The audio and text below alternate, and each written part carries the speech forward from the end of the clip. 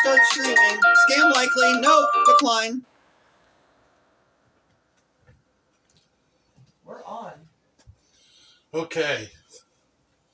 Today we're going to be doing something simple.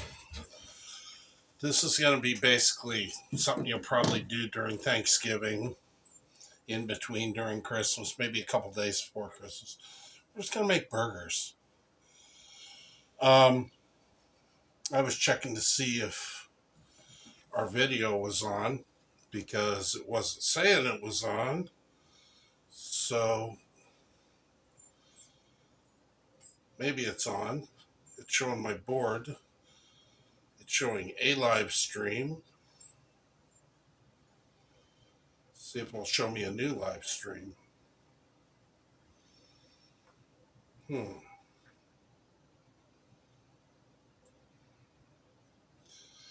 So before I actually start getting into it, well, it's all my stuff. We're just going to start by slicing up and doing some grilled onions here and mushrooms. And then we'll really get into it. We're going to take the burgers, whatever I get off of the essence of mushroom and essence of onion, if it doesn't get burnt. Hopefully not. We're going to pour that into a cup. I'm going to take it out with a brush and I'm going to season some burgers. The difference is, you guys saw me grinding the other day. I ground a lot of chuck. We added in some steak trim. We added in some extra fat. I made a bunch of bags. I made patties. So I got some of those patties over here.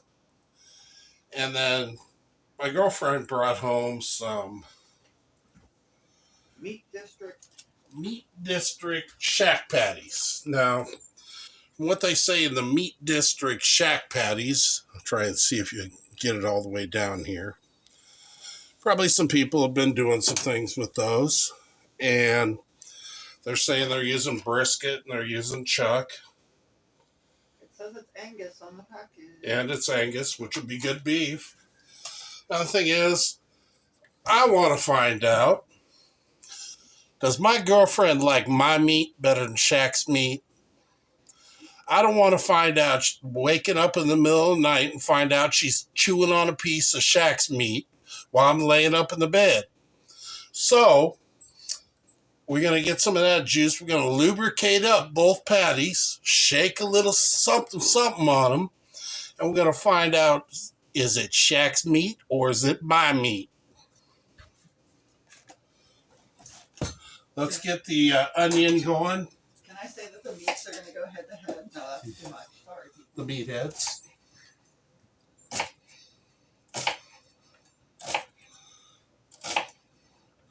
There's a lot of frozen patties out on the market. There's Bubba's. There's every chain store has their own brand. And I'll tell you what, every chain store's own brand comes out of a Chubb. So there's really nothing to say about that against fresh ground. But all mine's frozen now. So it's not really fair to call it fresh ground. So let's say my frozen ground against Shaq's frozen ground. Let's get some of these in there. And we're going redneck tonight.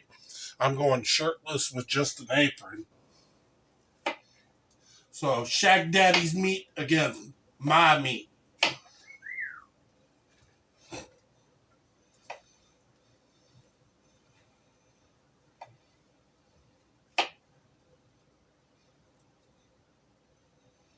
need to cut tonight.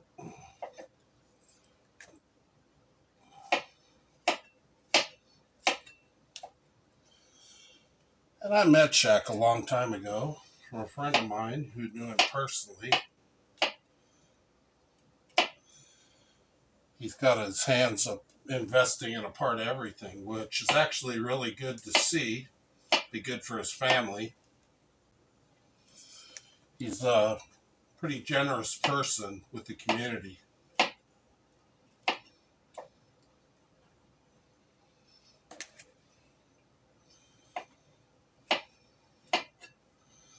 But what would you say if you woke up in the middle of the night and your girlfriend was eating Shaq's meat? Have to put a stop to that.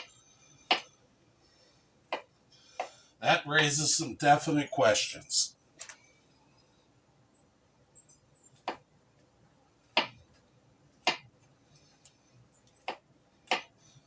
I've seen a few different videos where people reviewed it, and they basically put a ton of crap on it and overdid it with cheese and made a giant mess out of it. If the meat is that good, we just want to put a little accent seasoning on and taste it for what it is. So, head-to-head meat, Shaq's meat versus my meat.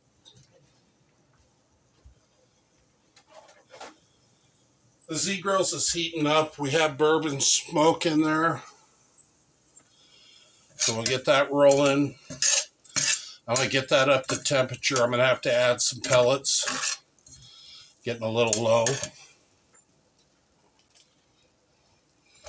Get all these in here. Get them, drop that water. Those of you who watched last night, we had a much better video than my tonkatsu video, but that stuff was delicious. Just had a little difficulty with the panko. Those crumbs wanting to drop to the bottom and burn. And I actually did cook the rest off. We just didn't turn the camera back on. I went to a pot with a skimmer in between, and we ended up all right.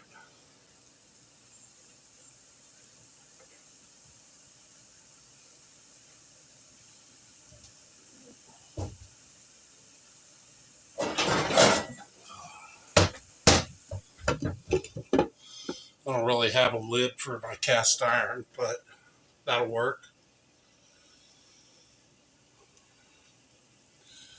So we'll make extra burgers tonight. Tomorrow, since I make a lot of pasta, but I don't make it from scratch. We'll review some of the Rana pasta. I picked up a couple different kinds. I don't have sausage made to make a meat sauce with my favorite sausage. Like I told you before, anytime I do a red sauce, I usually put Sicilian in it. I have some of the ingredients. I might cheat. I have the wine. I don't think I have any Romano laying around. Or we might just wait. I'll make the pasta with just a red sauce and a meat sauce. We'll put some of that chuck in there. And then we'll have pasta with that. And then I have, I think, another pasta, which is a ravioli as well. They cook so quick. We're going to do it with just a little bit of pesto and a little bit of olive oil. The side dish for these today, we've been eating green zucchini for the last 3 or 4 days. I still have a lot of zucchini, but I'm going to do something with that probably in a day or so. So everybody knows home fries. So all you do, bake a couple of potatoes, microwave them, stick them with a fork, spin them around. Potatoes, if you put 5 of them on a plate, they're going to take about 10 to 15 minutes. So run about 7.5 minutes, flip them, run another 7.5. They should be tender to the touch. Once they cool, you have a lot of options. Home fries, you just slice them at 1/2 inch, 3/4 inch slices, and put them on plate and get them ready to fry. Okay, these are starting to drop a lot of water.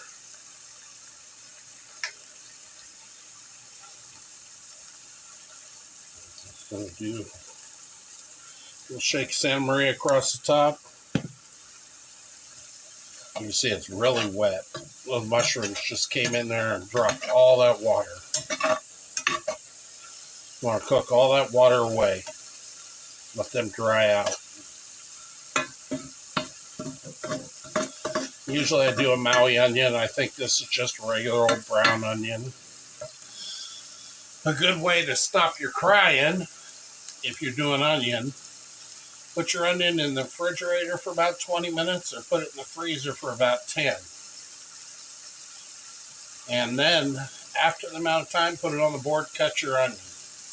It'll prevent the onion from kind of like sweating.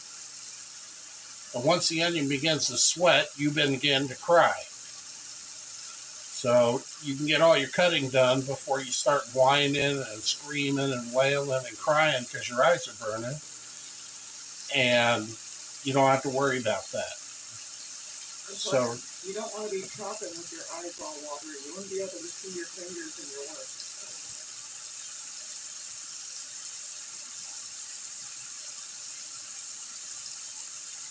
Anybody watching the KC game, I feel bad because I got the Ravens-Pittsburgh game on, which kind of sucks. But KC's up 16-8. I'm trying to see if this video was up, and I'm not seeing it.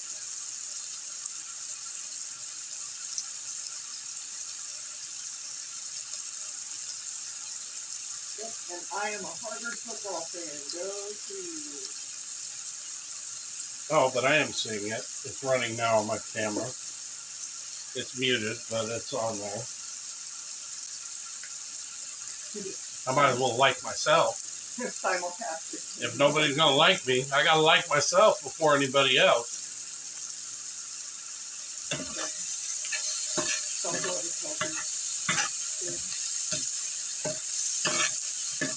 So tomorrow will be just a pasta thing. The only thing I'm going to make is the meat sauce. Show you guys kind of how to do that, because I'm going to use all the seasoning is going to be pretty much scratch seasons on that. Looks like I'm not going to get any juice out of this because I'm going to cook it all off into the mushrooms. So to lubricate Shaq and to lubricate myself, I'll have to melt some butter, add some seasonings, and I'll brush that on the burgers as we do flips on the grill.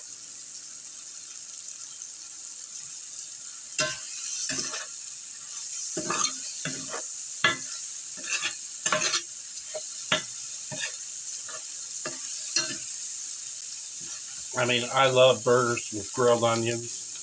In-N-Out probably be my favorite grilled onion.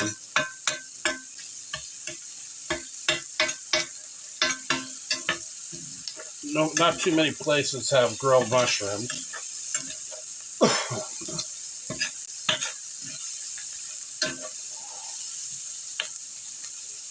But I like mushrooms on a burger. You could have a mushroom Swiss burger. But back to home fries. We cut that up. I'll empty this pan and start the home fries. And I might upgrade them a little bit. I haven't decided. I think I'm going to do straight home fries. Nothing fancy. But you can do your home fries. You can throw them on a cookie sheet and bury them in green onions and cheese and all kinds of stuff. Put bacon bits on them and throw them back in the oven or the broiler for about, if you use a broiler, probably 3-4 minutes, and it just bake that cheese on the top. And then you'd have cheesy home fries. I think for me, myself, today, I'm just going to go with regular old school home fries, and then anybody can put, like I eat my home fries with mayonnaise. My girl and everybody else, I think, eats their home fries with ketchup. Yeah, except in KC, we call them country taters. So Country potatoes. you can have country taters, home fries, whatever you want to call them.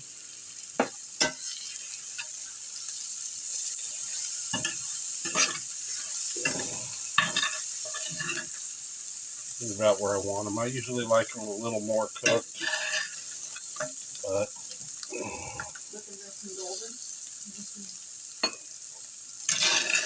Nice color, nice caramelization.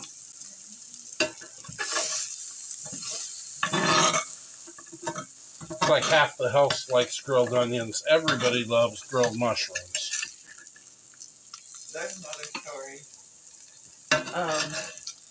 My sister and I used to steal the mushrooms when we'd go to my grandparents' house when they'd have a barbecue, 4th of July. My grandfather would always be sauteing up the mushrooms, and me and my sister would always be trying to get up there and steal them mushrooms. And we never really got away with it. You know, the adults know they're keeping an eye on the mushrooms like a hawk, and they know what you're all about.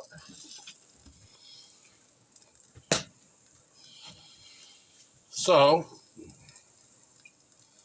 I think what I'm going to do is get some of these patties together. I haven't even opened up the Shaq mystery pack. I know they're thirds. Well, they're actually halves. They're huge.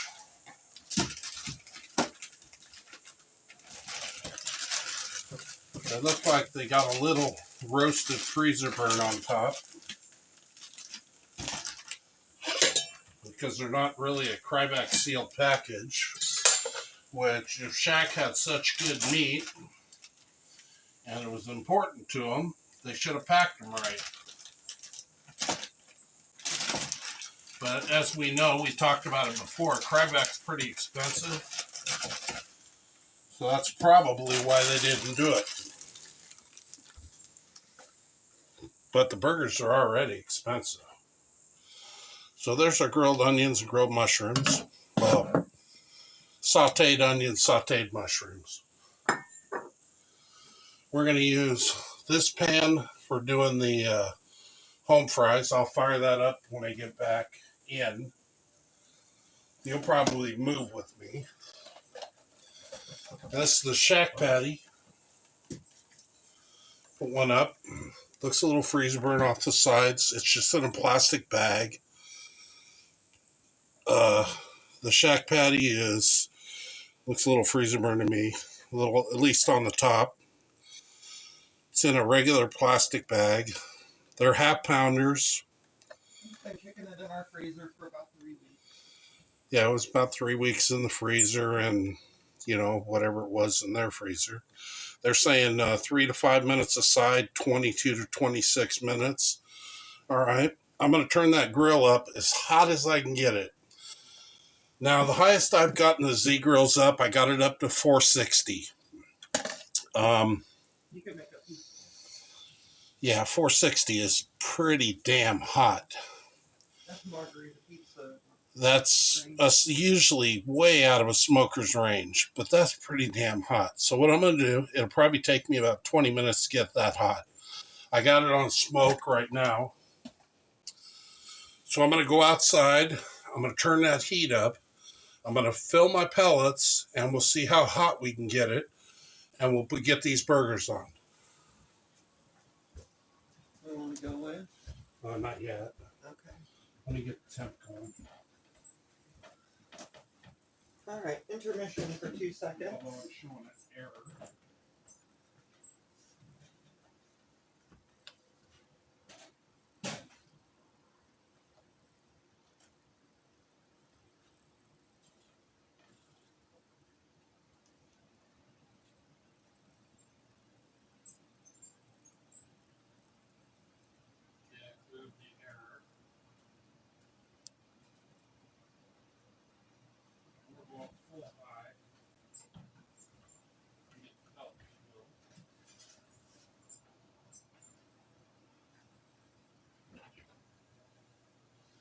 Can't read them.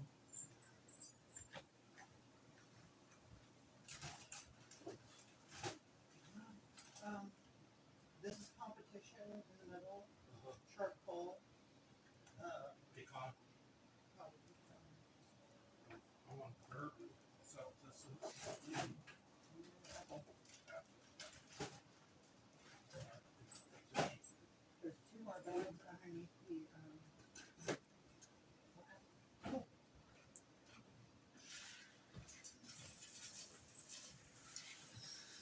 So he's loading some more pellets up in the hopper and the pellet smoker, getting it rolling.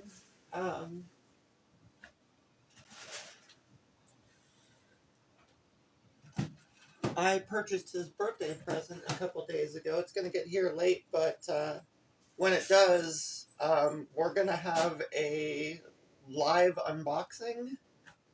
And it's going to be a present unboxing and a unboxing of him trying to open the box.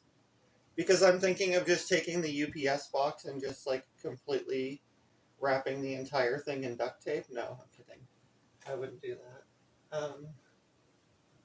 But we're going to be having an unboxing on that because I want to get his reaction.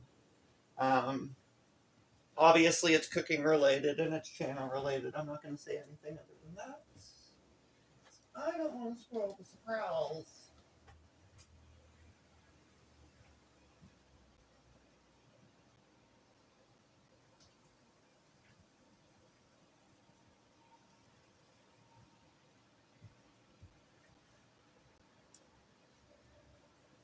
Alright, dude, your audience awaits. Keep an eye on that bit. I'll watch. It's about 90 or 100 close to lift. I'll watch the time. Okay. Since the grill's heating up, we might as well get to them home fries. So, put my vitamin water away. Get that over here.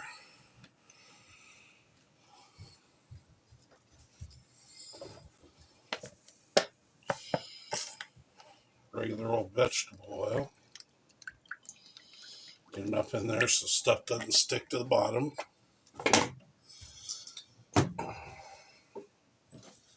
Burgers are sitting there getting what they need to get. Put Scott's back over here. Strictly pepper. Definitely going to go on home fries.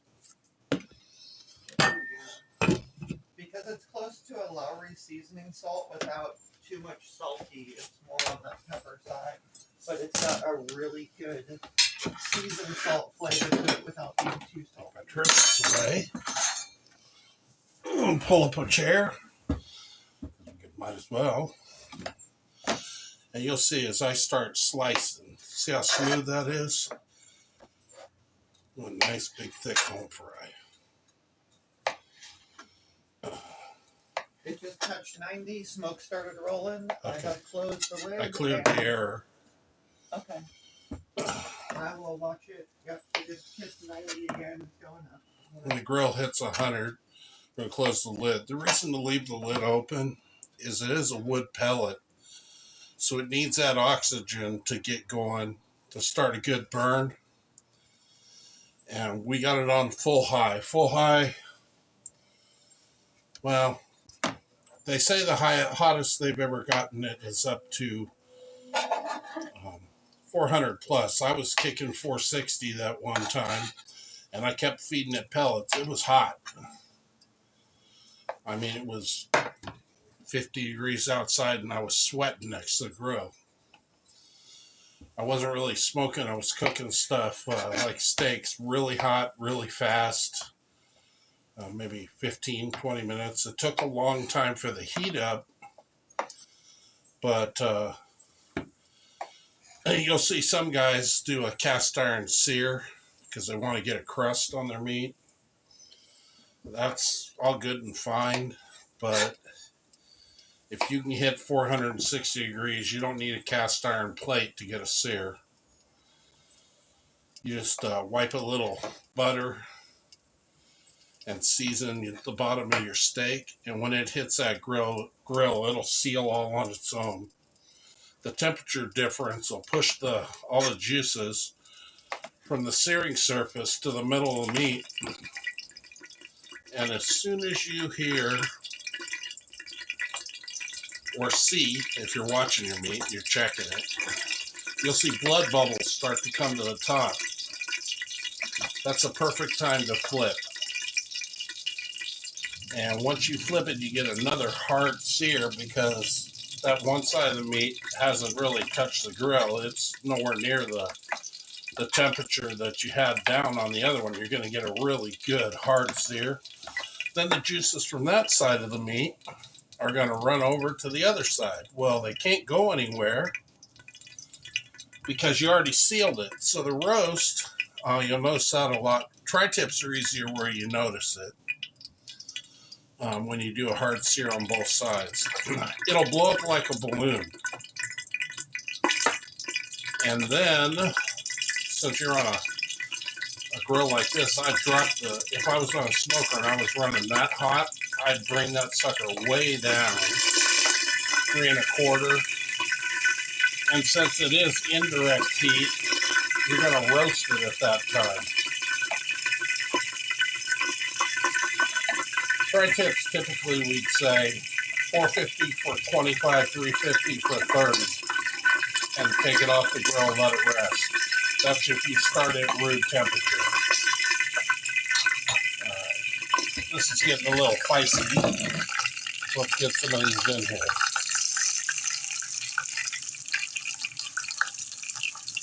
I get my oil a little lower.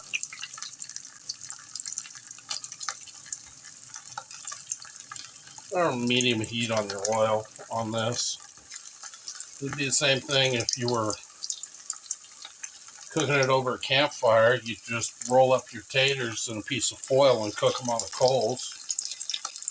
And you cook them the night before. And then the next morning, you can have eggs, home fry, and bacon or sausage or whatever you have.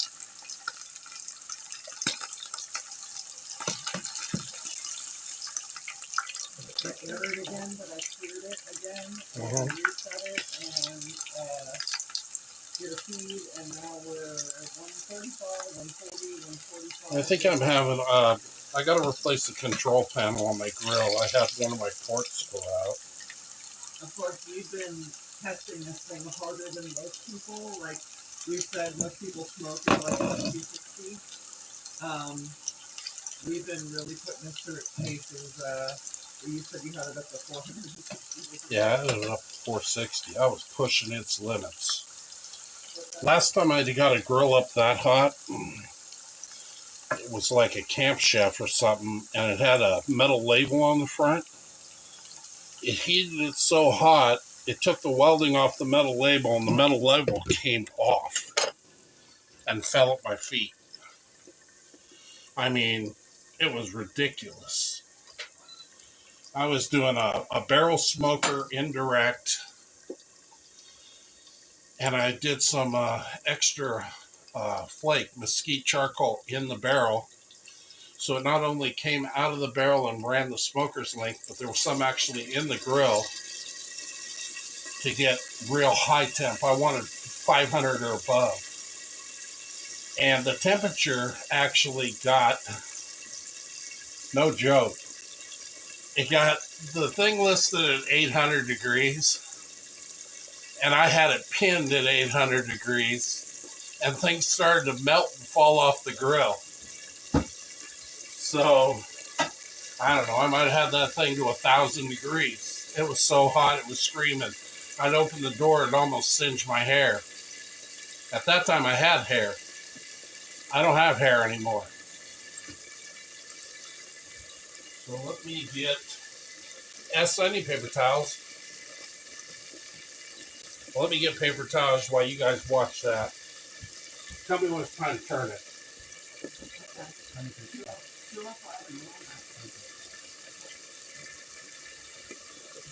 Is it time to flip those yet? You're supposed to tell me. No, the people are watching the damn video. Don't you know to page me? Thank you. Yeah. I can't watch everything.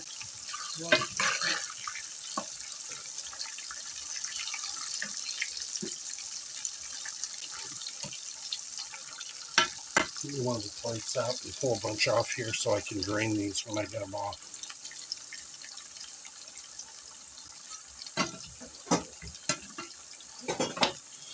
some of the places in California we used to eat at. I lived in Dana Point for a lot of years, and they used to have a place like the Coyote Grill. We used to go have like Sunday brunch, and they do what was called coyote fries. They'd take their home fries and put diced green onion and melt cheese. And it was almost like nachos made with home fries. And man, they were good. Have that with your breakfast or chili relleno or something like that.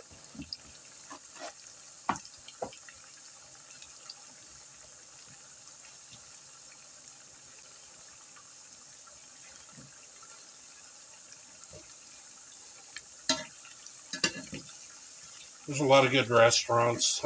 Too bad there's not very many near me. And had the same problem when I was living in Kansas. Few and far between. You got to be in the city to find good restaurants.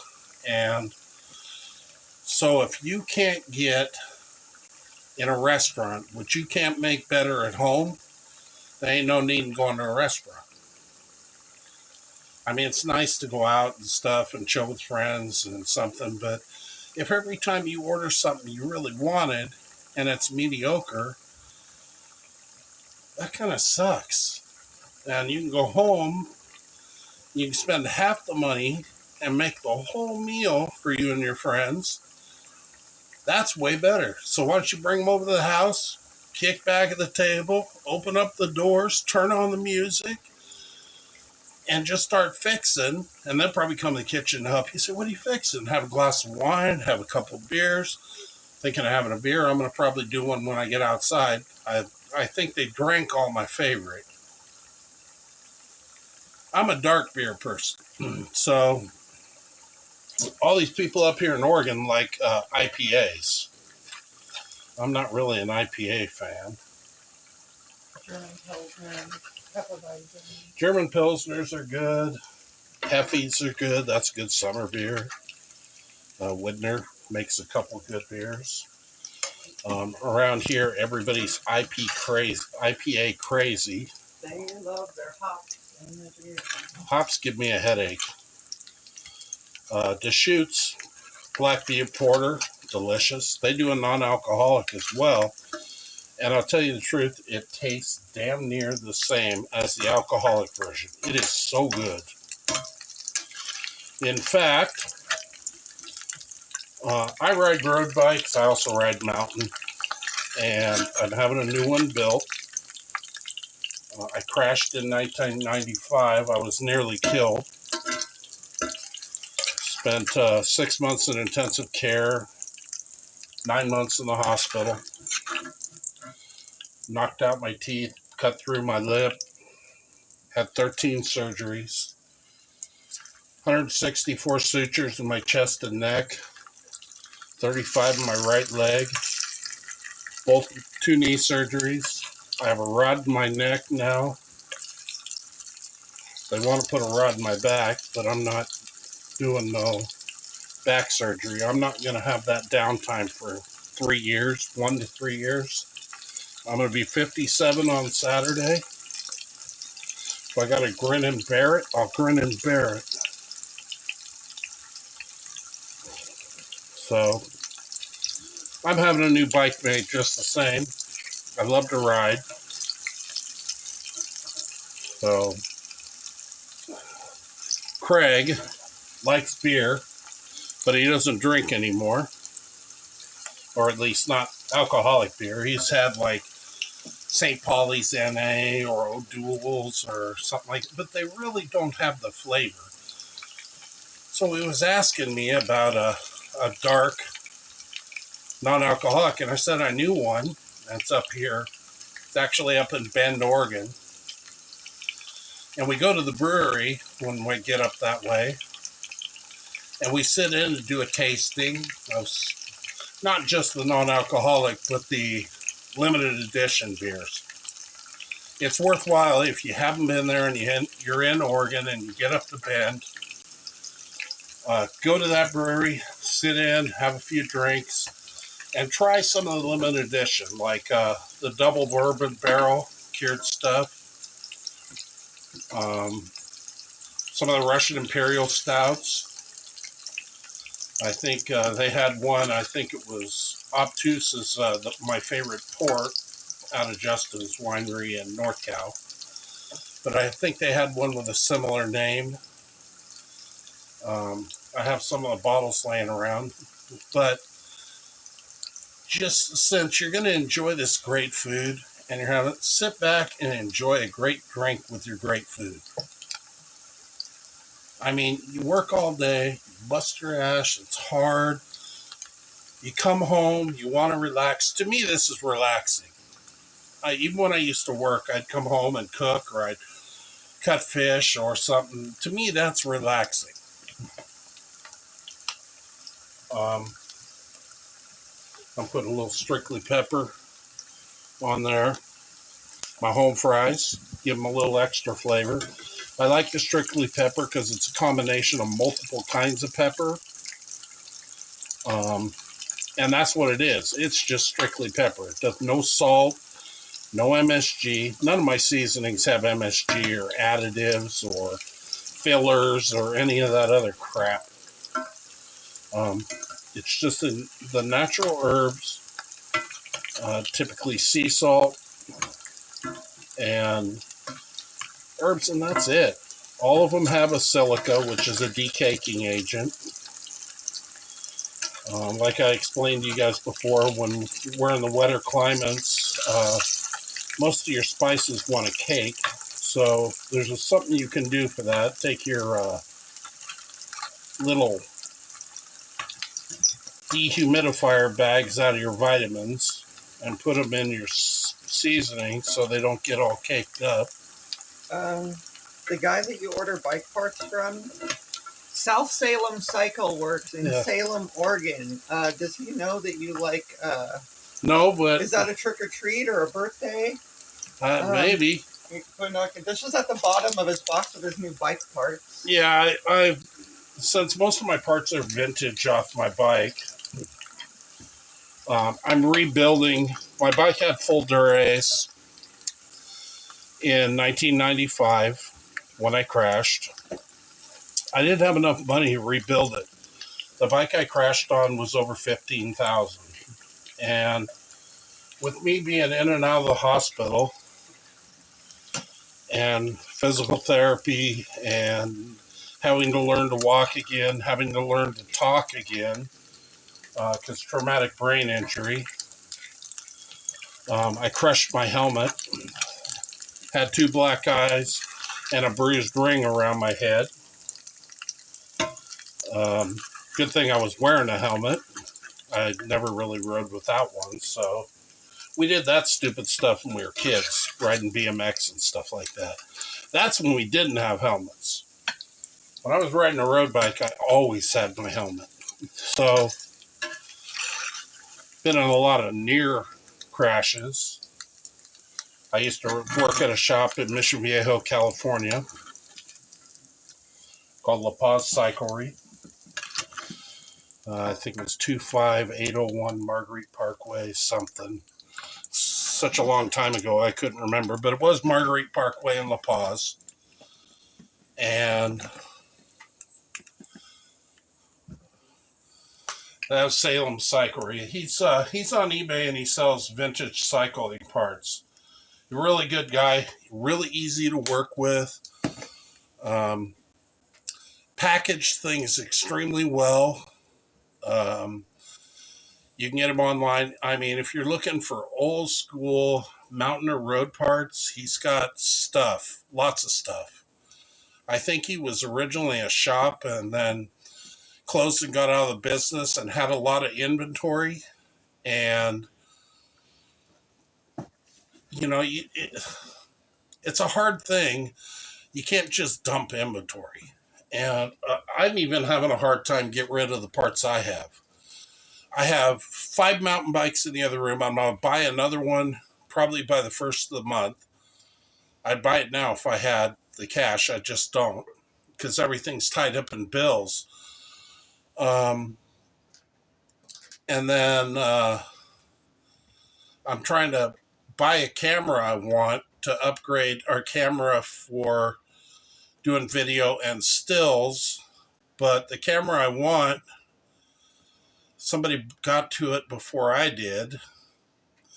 The guy from South Salem Cyclery sent me trolley crawlers. I guess he knows, well, he knows it's my birthday coming up.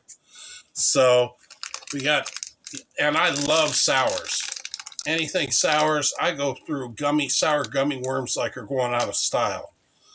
And trolley, same, trolley. and then on top of that, 4-pound bags of gummy bears. It's just, they're hard to pass up because I can eat a couple, and it's just like Jell-O. I love Jell-O, but I can't make Jell-O all the time. So I eat a little bit of gummy bears and have a glass of water, and that's it. I got to have some kind of sugar in my life to treat myself. So, since my grill's getting there, $3.55. we're going to get ready to put those on. Let me get Shaq out. And burgers in my house never go to waste. I mean, if they don't get eaten tonight, they'll get eaten by tomorrow. So, we have the Giantess Shack burgers. And I don't even know if I'm going to separate these. Maybe. Let's see how lucky I get.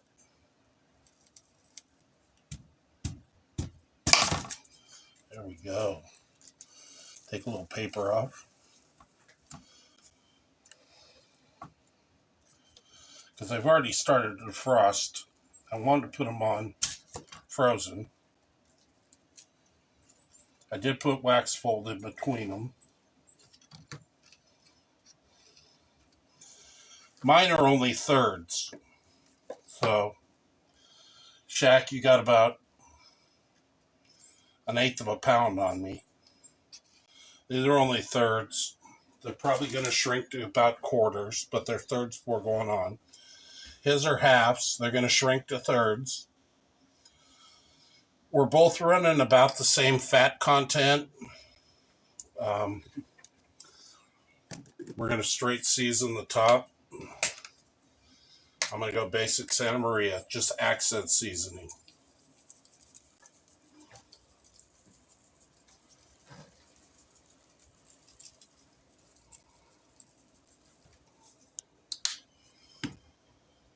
And then I'll cook them all. I got 3 more patties, but we're going to put them on the grill and get them started. And I'll be back in here in a sec. I'll season the last 3, and then we'll move the camera and bring you out to the zebras.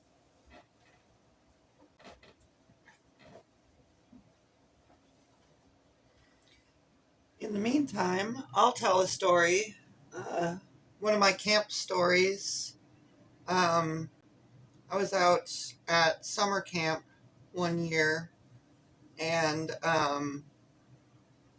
it's actually kind of funny. We were all adolescent young, and the camp counselors were all like teenagers, probably like 18, 19, early 20s. So we convinced one of them one year to let us put a can of beans on the fire. What we did was the little metal church key beer opener that has a rounded side for opening your beer, and then it has the other side, the pointed side, for like opening the Hershey syrup can. Well, we vented the bean can, and we put it in the fire, and it started spewing molten hot beans like a volcano. And everybody basically ran and ducked for cover from the molten bean shower. Anyway, we never put a can of beans on the fire again. So we're going to put the Santa Maria in my pocket. Those of you who fish, I would advise you to get a can or a jar. I keep one in my tackle box. There's been quite a few times when I was out surf fishing and ended up in heavy surf. I was on a jetty where I got trapped. Waves were so big you couldn't go in. So what happened is we were trapped on the jetty, and the only food we had was the squid I'd bought that day. So with my big lanterns, we were running propane lanterns all night.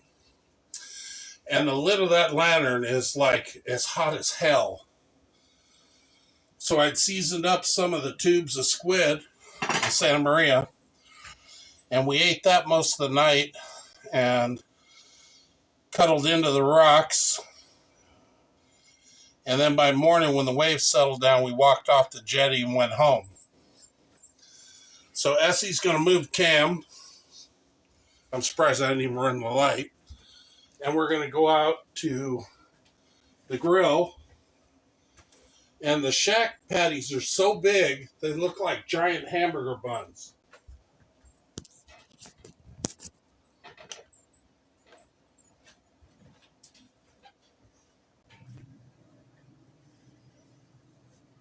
All right.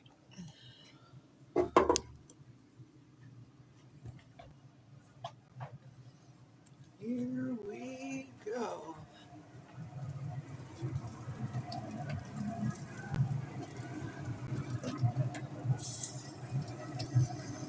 Just going to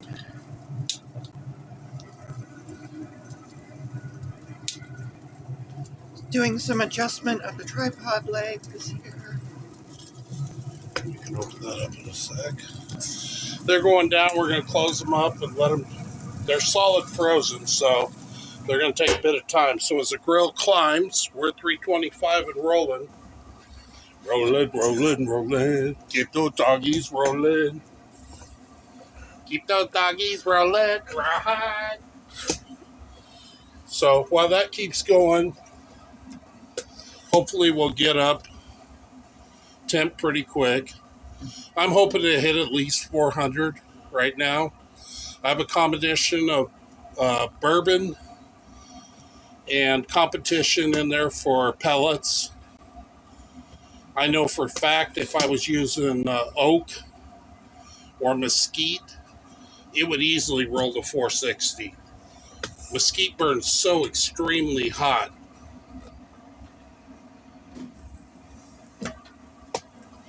So I'm just working the tripod here. Sorry, folks.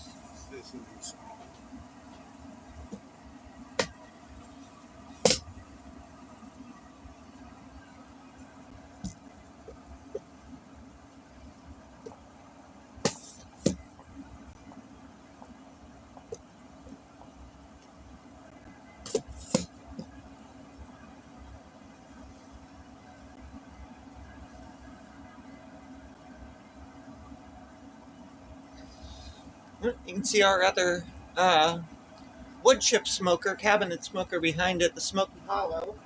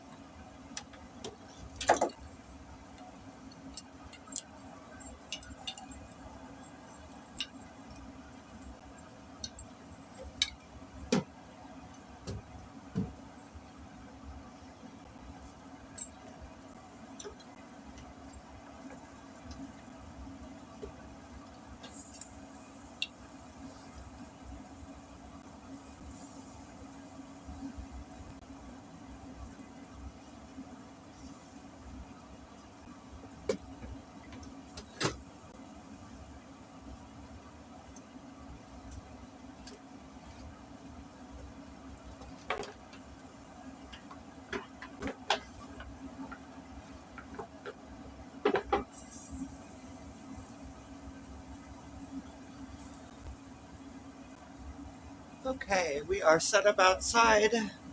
Z Grills is rolling at 365. Um, our host will be back with you in.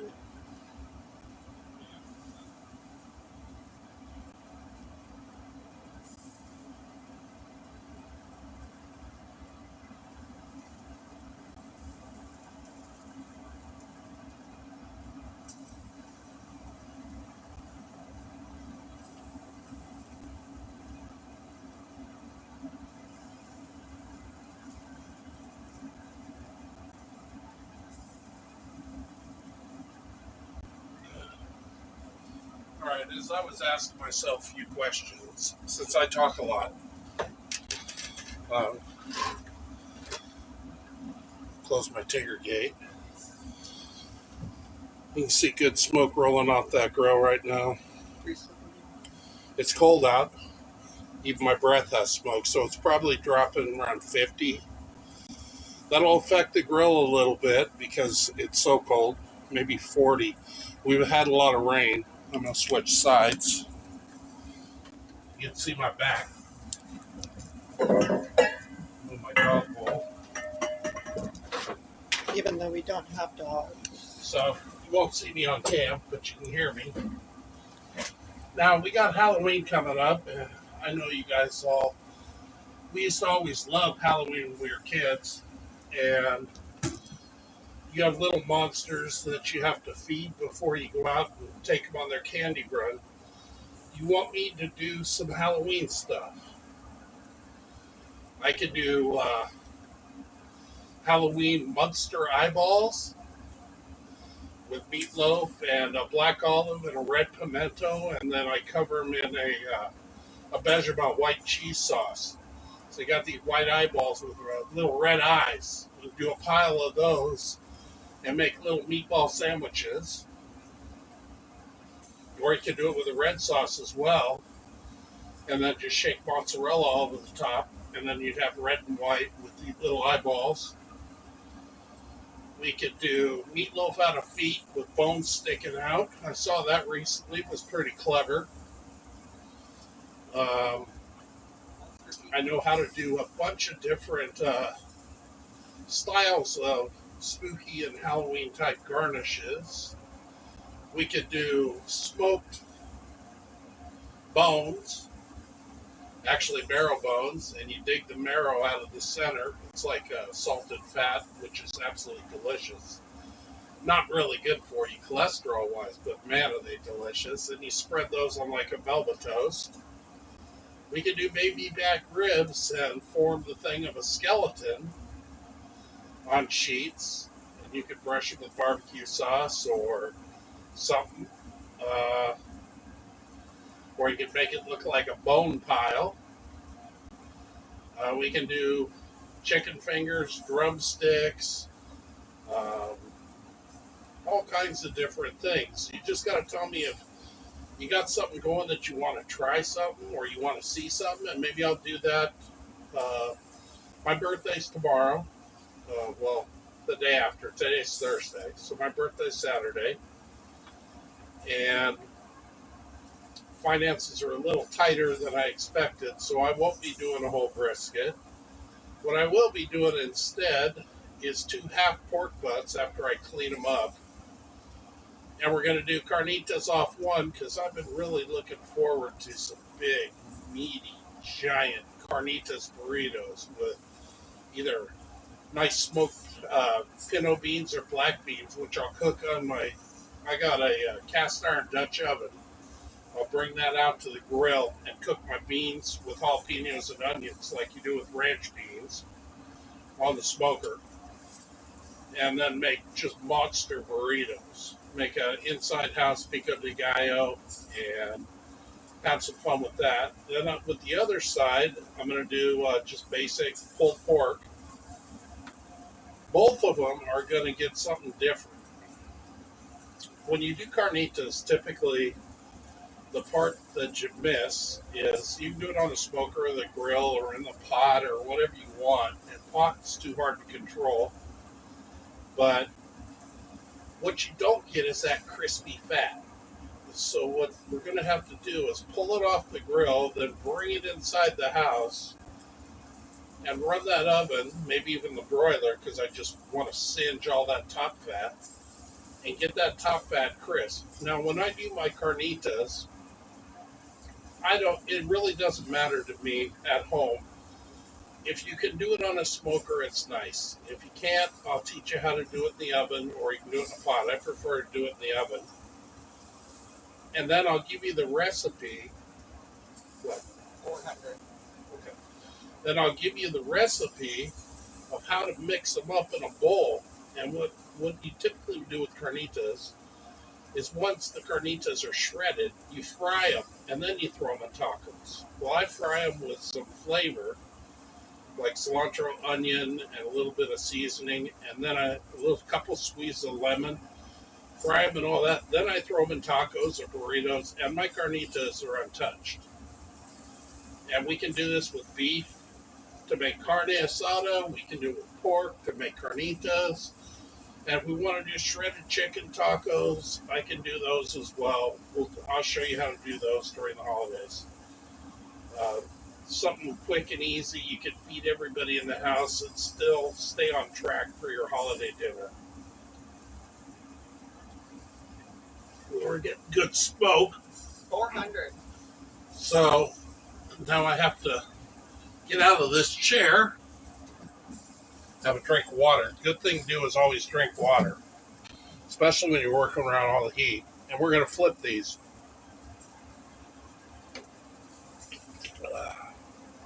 That one.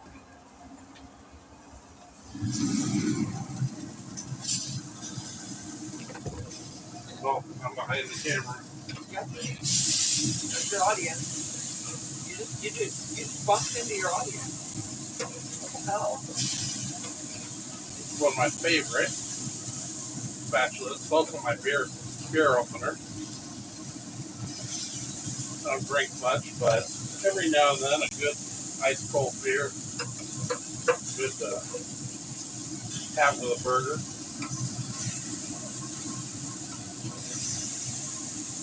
Now my burgers, since I ground them from scratch, I can cook them to medium rare. Because I know where the meat came from.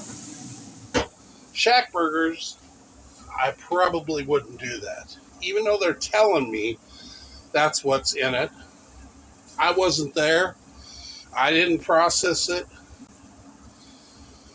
I would cook them through just as far as food safety. Mine, since I was there, I did the grinding. I know what the cooking was. I know what the meat is I used. If you want a medium rare burger and you're grinding your own, you're fine. As long as you're grinding muscle. If you're grinding just a bunch of parts you got from the market, I wouldn't do it. I'd go 165 if it was parts or ground beef from a market. If it was stuff you're grinding yourself, you could go 135 for medium rare, 140 for full medium, and then 5 degrees up as you jump. You get to 165, it's pretty much dead. You get beat it with a pitchfork.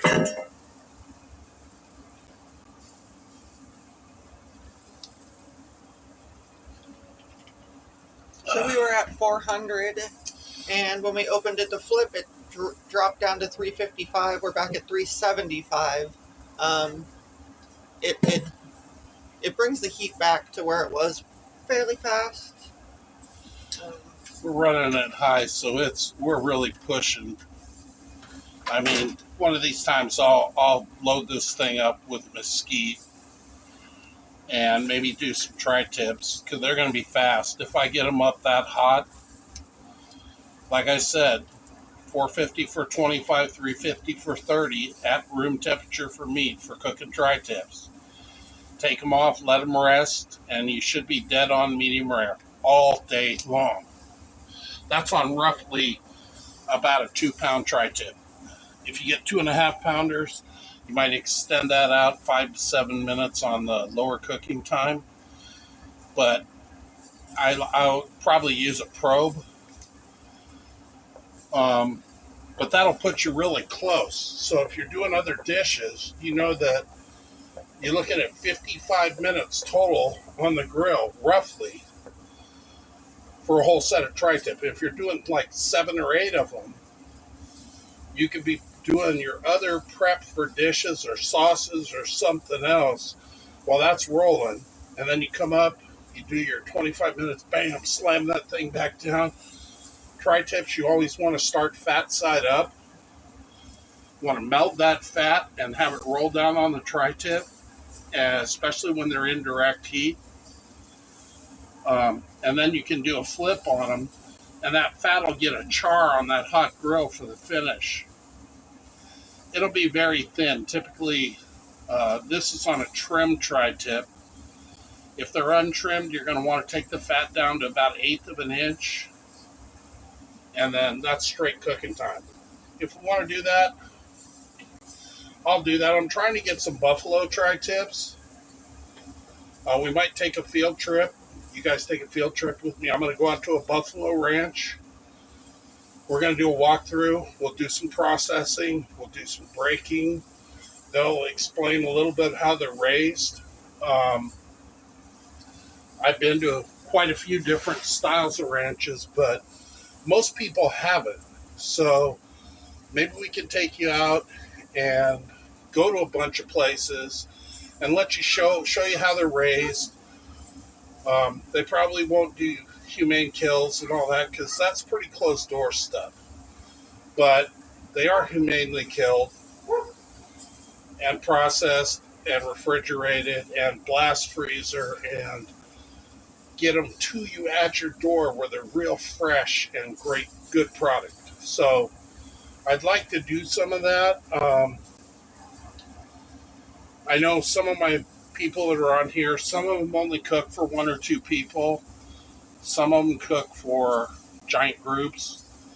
I'm going to try and show you guys a little bit of both. We have 4 people in my house, so typically when I cook, it's usually a night's meal and maybe leftovers for lunch, and it's gone. I'm only cooking for one setup, one serving, but I can show you how to do a bunch of things to pack them, where you take them out, do just one quick cook, have your meal, and then cook something else tomorrow. So you're not spending all day cooking. A lot of times my videos are long because I'm trying to show you how to process things and pack them. There are things I can't show you in 3-4 minutes or 5 minutes. There are things that take a little bit of time to show you where to put the knife and where to make the maneuver. And you could actually, I might do that. Have somebody watch my video and actually do the cut and do a video right there and teach them on the video how to do different things. Maybe I'll use my girlfriend. She didn't know how to cut anything. I know how to cut hair. Yeah, she can cut hair. That's about it. That's why I'm hairless. I don't have any hair.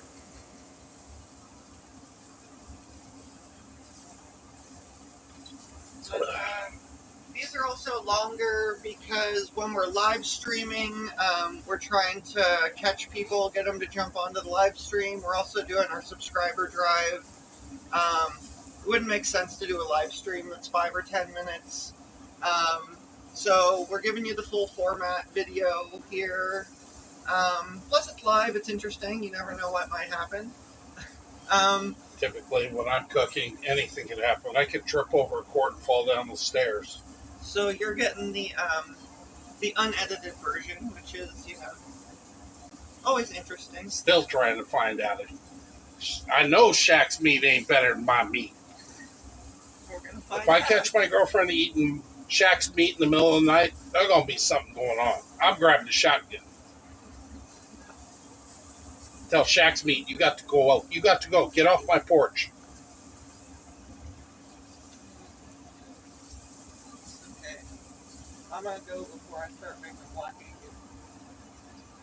Black Angus. Well, Angus is the best cow for production right now.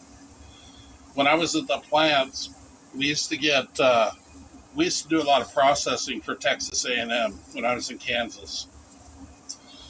I was an inspector in Holcomb, Kansas, where the book Truman Capote wrote, True Blood, the house is actually still there. It's pretty weird. Probably it's pretty damn spooky during Halloween, where the family was killed by the two vagrants. And I worked in Dodge City at Excel and National Beef as well, even though I've been to a few plants, a lot of independent plants all over the state of Kansas, some in Missouri. Was going to transfer to Colorado, the Greeley area. It's another IBP plant.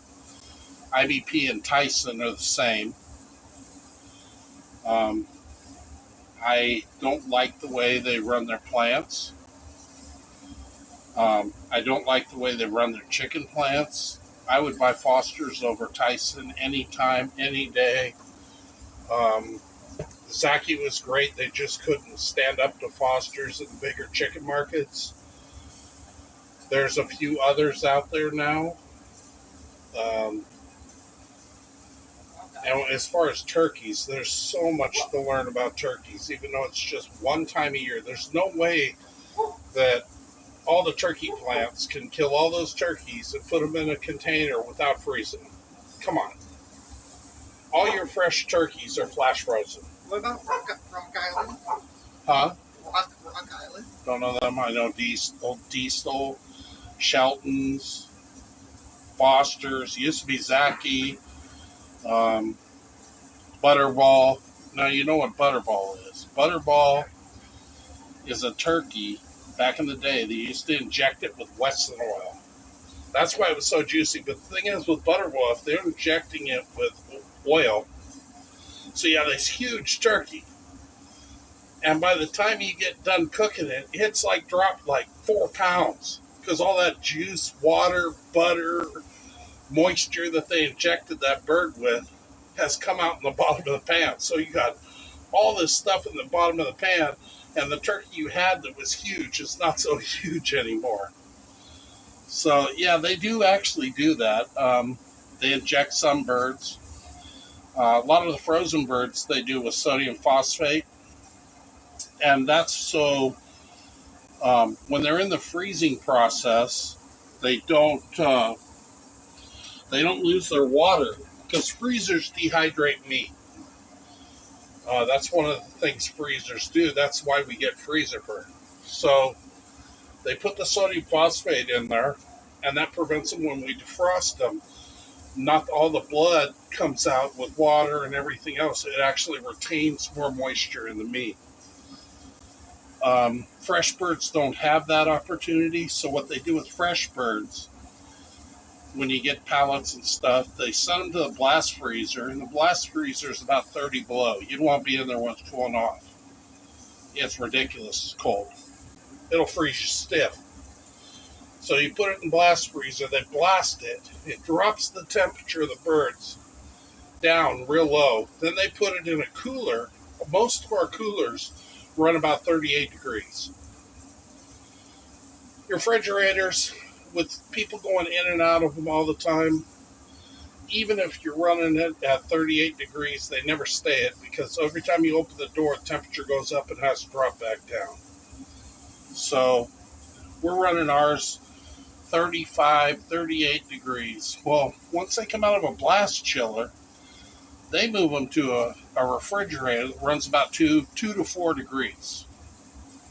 And they keep them in there and they start stacking. And they started their kill 6 months ago. So they're in there, they're stacking, they're rotating their stock. And the first ones in or the first ones out, they'll go out to stores who are using them, and they keep building up, rotating stock for Thanksgiving. And when Thanksgiving comes, you're there. Now it's time for me to check these. I need a center rope.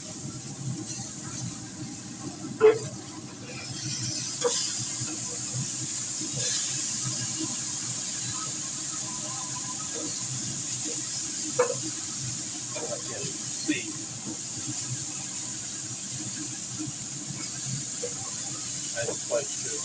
Shaq's probably not done. These are getting close.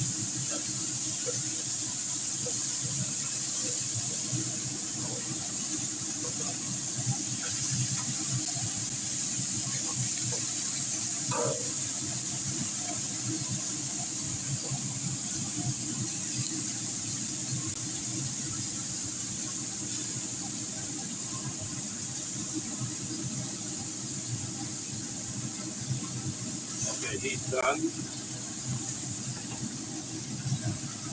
Shaq's still got a few minutes. Shaq's at 151. So mine are done. Being a smaller burger, of course.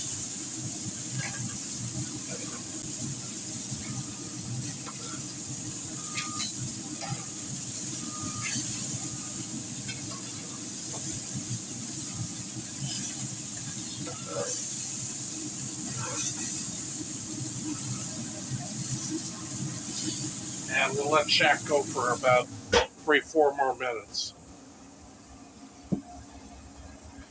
But since Shaq is pretty much done, the grill will run for 10 minutes. It's still hot as can be. We're going to let Shaq do its thing.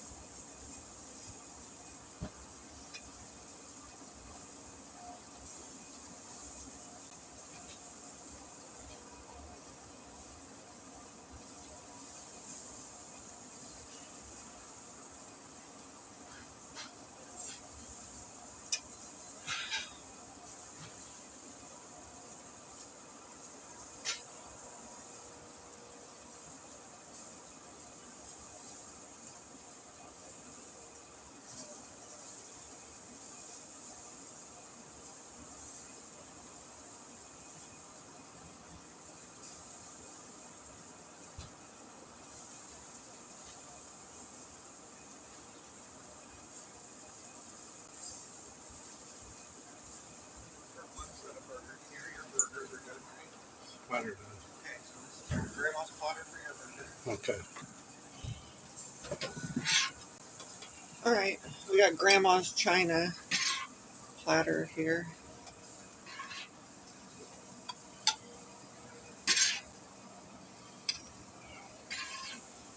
We can actually put Shaq on the other side. Okay. He'll be done in just a second. God, that's good. I can taste the steak in that. So these are our fresh grind from the run that we did a couple days ago when we processed. Chuck, we processed blade chucks and shoulder clods and added a little extra fat to it that I'd gotten off of that top round and some steak trim. I was going to grind all of it, but I saved some off for some stew. So I'm thinking of doing a smoked chili. I haven't seen anybody do any smoked chili. So we'll smoke the meat, and then I'll put it in the pot, and then I'll stick the pot back out here with all the beans and vegetables and stuff in it, and let it roll on the smoker. I need my Insta-Read thermometer again.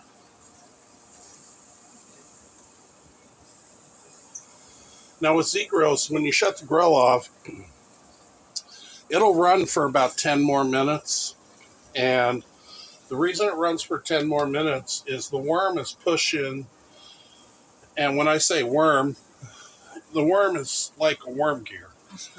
A screw. And it catches the pellets and timingly just pushes them into the hot pot, which the fire is at. So when you shut it off, it's already got pellets in the screw. So what it does is it pushes the rest of those pellets and everything that's in the hot pot that's already there that started to burn. It keeps that burning and then it stops the screw and burns everything that's in there for about another 10 minutes. So you just end up with ash. And then that's probably how I was getting the error codes. I haven't cleaned out my pot, which I need to do. I'll probably do that tomorrow. I think we'll clean the grill tomorrow and we'll film the entire thing, and then we will upload it as a video in fast motion. So you can watch us clean the entire Z grills. Probably take us about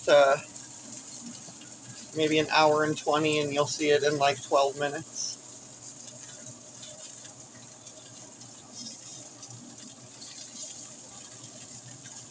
Ain't there yet. Shack, 155. Shack burgers are taking a while. Meanwhile, these are putting off steam on the back patio. So they're going to go in and rest. What we're going to do is for the taste test.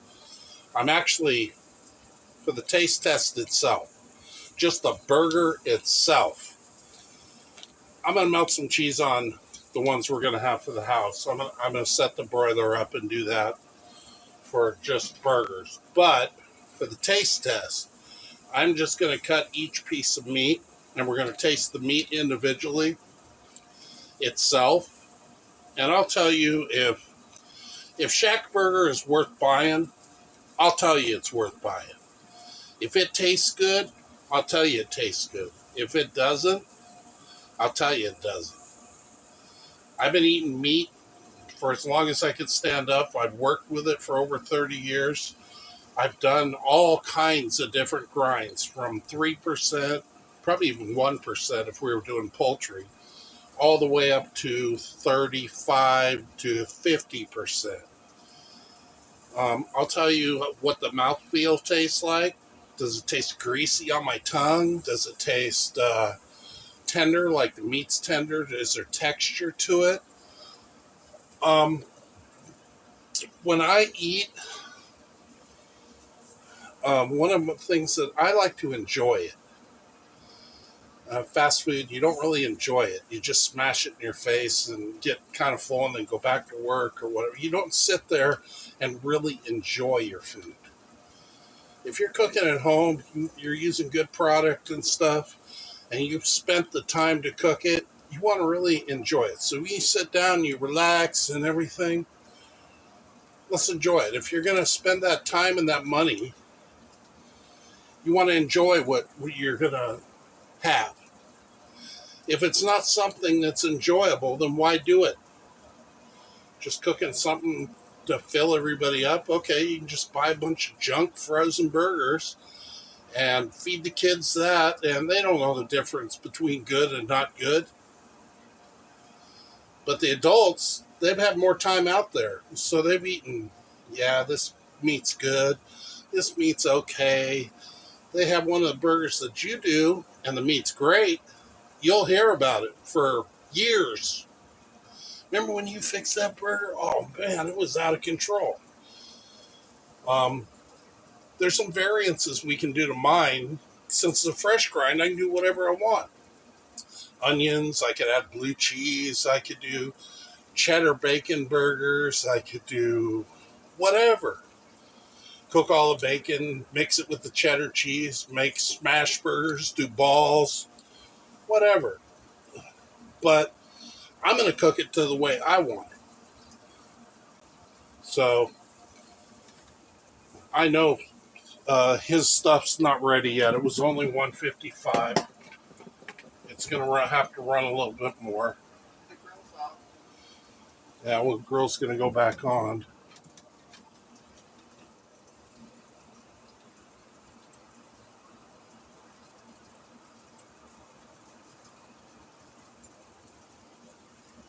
I'll run at 300. We'll push some more pellets through there.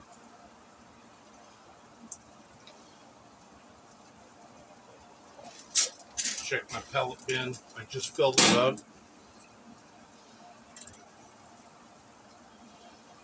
Back to full high. I'm going back to full high. I'm pushing the feed. I know I only got to push less than 10 degrees. but I don't want to stand out here all damn night.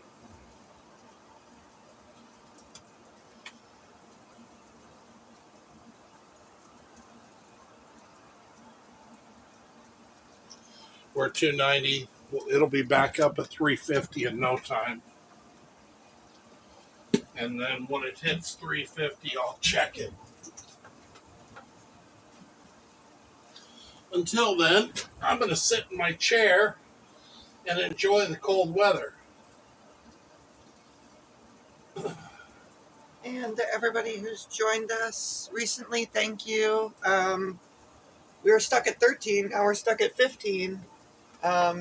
Odd numbers. So, odd numbers for October. Definitely, if you're going to do the Shack burgers and you're doing regular burgers, and mine were big. They were thirds, which is a good sized burger because it's going to cook down to about a bigger than a quarter. I ran them pretty lean. Ran them right around 17 to 20%, which is pretty lean, but it's pure ground chuck. So, and it was twice ground and mixed, which means the consistency in the burger should be delicious. Shack burgers, I think they said they were brisket. So I'm going to say when they say brisket, they're probably using the point cut off the brisket, which is well over 30%. And then they're using, I didn't read the package exactly, but it may be sirloin, which is somewhere around 5%. So if you got 30 and 5, and you basically split the difference, you're probably sitting at about 15. So that gives you a pretty lean burger. That would be the expense of why it costs so much. But that point cut brisket is definitely flavorful. That's where you get your burn ends from.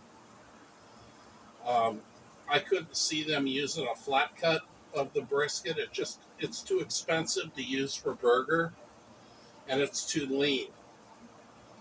But I could see them using the points and then selling the flats. What's the other meat they use?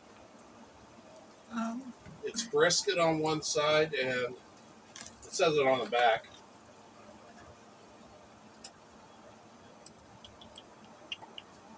It said two distinct pieces, brisket, and do they use the sirloin? It's probably sirloin. I'll have to hand it over. Let's see what they say. Don't look at the nutrition value. I know what the nutrition value is. Make this ridiculous patty they got on the back. It's crazy. You're going by taste, not by nutritional value, because those are shocking. Well, they're saying put some smoked brisket. Let's see. I don't think they're telling me what they're using. If I was to guess what they're using, because they're not telling me, and it's made in Vernon, California. Vernon, California is where Farmer John is. We used to get all our pork out of there in South Cal back in the day when I was working for Bristol Farms and Christian Farmers Market.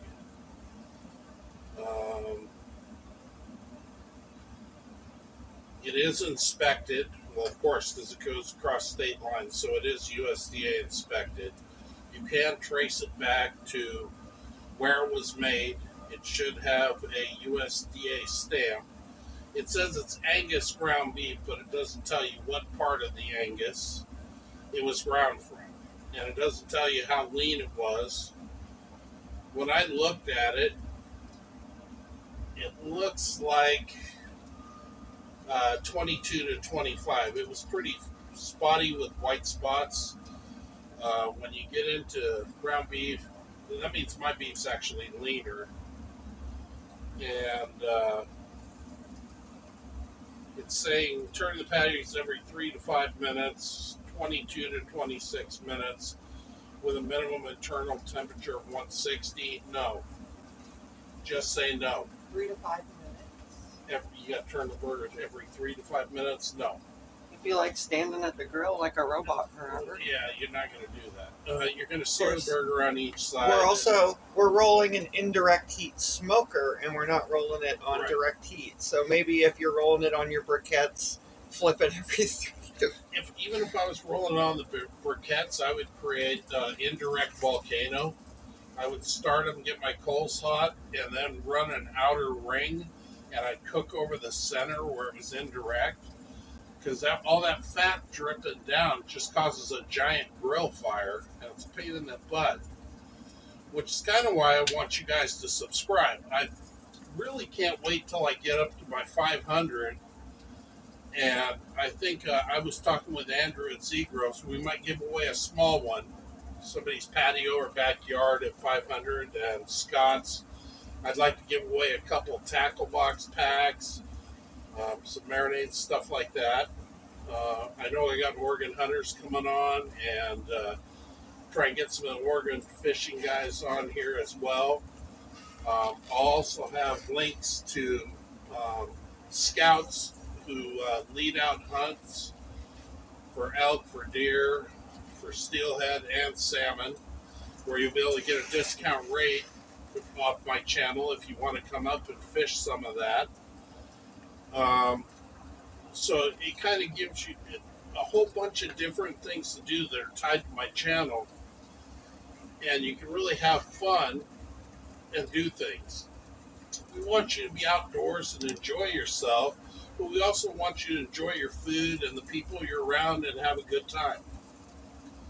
And I'm just trying to show you how to maximize your dollar, get a little deal here and there, and make some different kind of stuff so you're not stuck in the same rut doing the same thing all the time.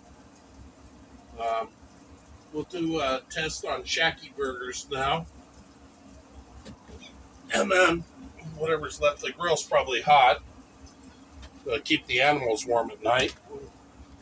I have a little bunch of raccoons sitting out behind my back porch. And your birthday present. Gonna have to grab the your birthday present will be here the 17th or the 18th.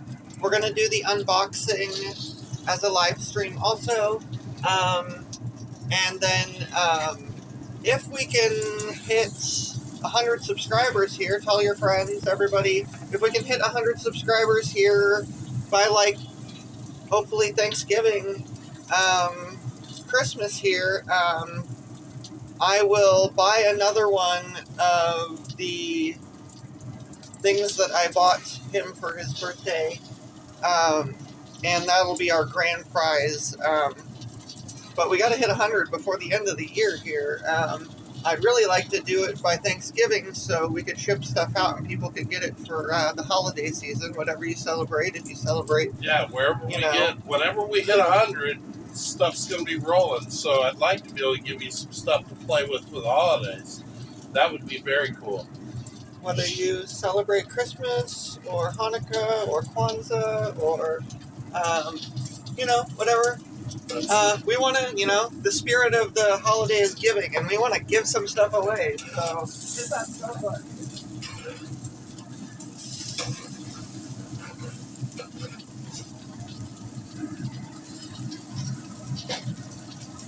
We're close. Shaq's burger being so thick, it's getting tough to get my number.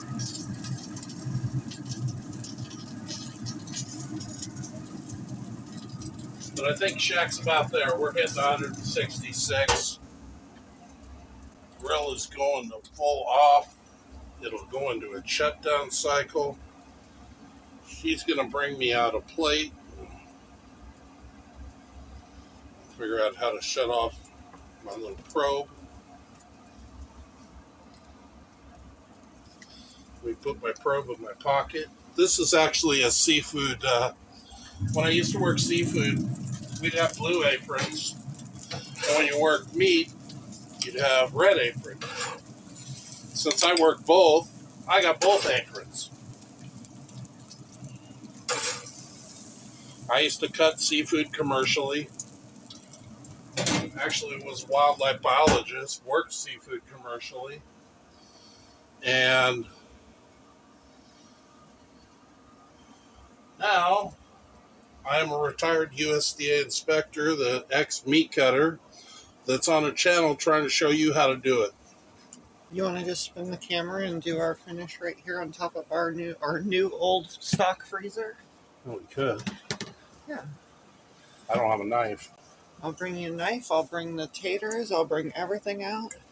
Okay. We're going to leave the camera staring at the grill for a few, and we're going to set up our finish here. Do a flip on that. Go to the clean side of my cutting board.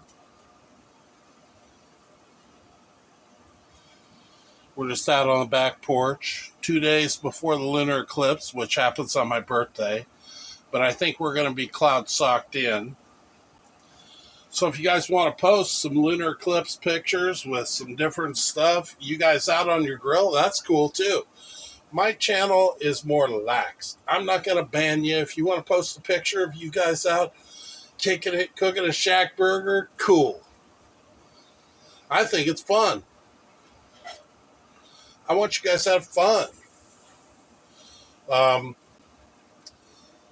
I want to do a turducken. I'm trying to figure out. I've gotten a lot of comments that they'd like to see that. Do this up on a picnic plate.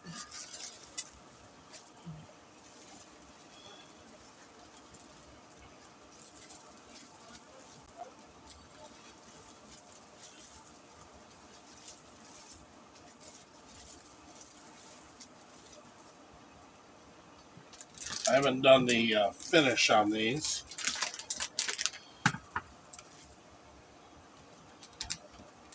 And she's going to bring me a knife, and we're going to sample shack burgers right here.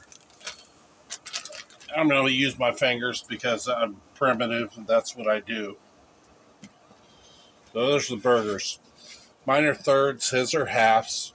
They're both pretty stacked. They're stout.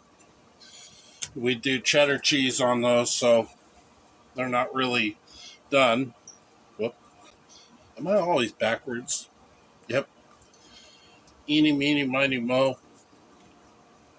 There we go. They're stacked. I'm going to put cheddar on and melt them.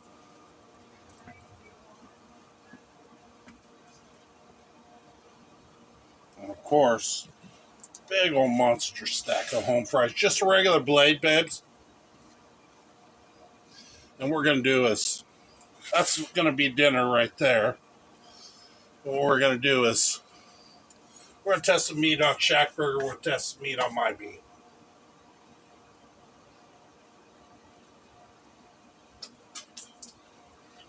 I'm redneck tonight, so basically, all you see, I'm shirtless. I like to work in the cold. 30 years in working in temperatures of 30 degrees or below, you kind of become accustomed to working in the cold. Okay, nice clean knife. Okay. So, there's our burger. There's Shacky Burger. We'll try Shack Burger first. There go S.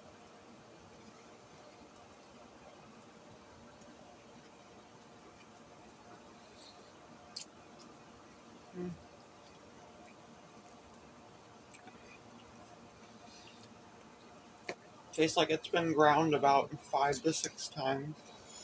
Yeah, the texture's off a little bit. Okay, here's the house burger. I should be showing the camera. That's a chop. Oh my God. That's 1,000 times better.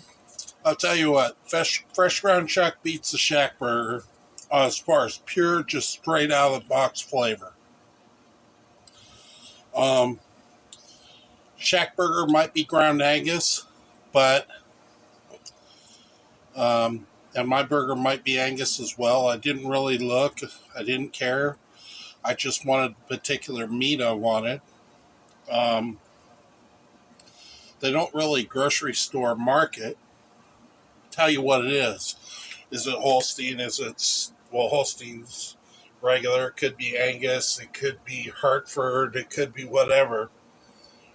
So, Mm.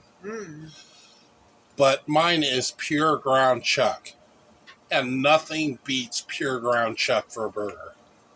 Oh, the taters are bomb. Taters are awesome.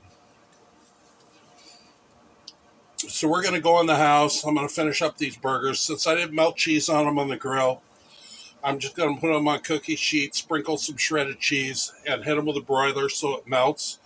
And we're going to bring in the rest of our roommates. We're going to eat. This is Dan from Chasing the Missing Link. I want to do that review. It's okay. It's a big burger. It was still fairly juicy at 160 plus degrees. I just think it lacks in flavor a little bit for what they build it up to be. So, if you put a whole bunch of crap on it, you're not really going to taste the meat. You're just going to taste all the crap that's on top of it. That's why I wanted to put it head to head against pure ground chuck. And it really it doesn't stand up to pure ground chuck.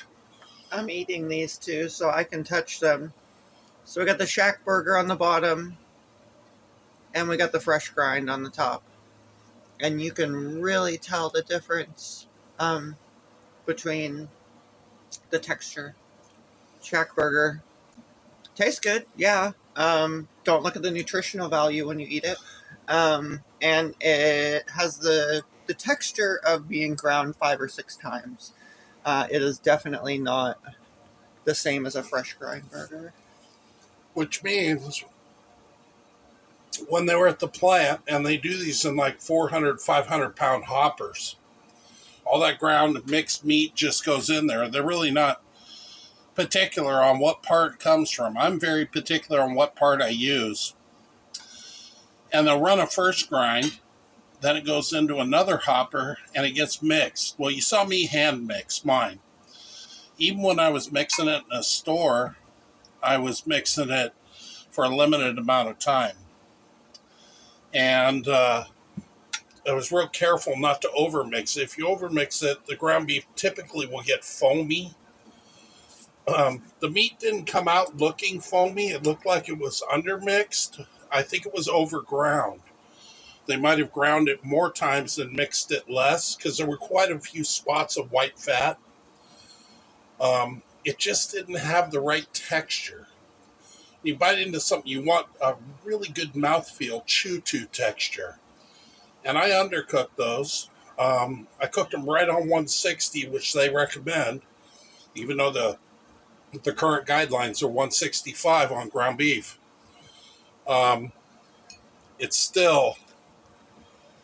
It just wasn't there. But, it's better than what most frozen burgers are. Bubba's are actually pretty good. I'm not saying, Shack burgers are bad. They're okay. But I would say probably 7 for taste, 4 for texture, 2 for nutritional value. And then if I was to say my burger, the Chuck, Chuck's fatty. Probably for nutritional value, it's probably closer to like 6 or 7. For taste, nothing beats Chuck. It's got to be like 9. And texture, a twice grind with a hand mix, it's probably a good 8 or 9. I don't even give myself a perfect 10. I've never tasted a perfect 10, although I'm continuing to eat my home fries. But maybe I'd be a waste, but take a Wagyu tri-tip and grind that and make that ground beef out of that, and that might be a perfect 10. I don't know. When I do some buffalo and I grind some of that off some trim, maybe that'll be a perfect 10. Buffalo's great. So I'm going gluten-free tonight. It's called Burger in a Bowl with extra mushroom and onion. We do have roommates, so I have to be a little bit, considerate. But So like and subscribe. This is Dan from Chasing the Missing Link. We're going to finish up dinner, go in the house and eat and watch some TV or something, catch a movie. And we'll catch you tomorrow when we do a grill clean out.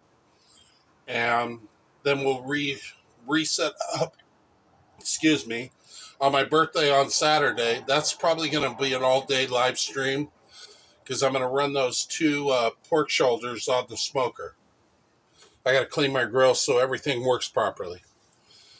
So like and subscribe. Comments are cool. Hope you guys drive safe and then everything be good. And we're out. This is Dan from Chasing the Missing Link. have a fantastic weekend. Enjoy your dinner.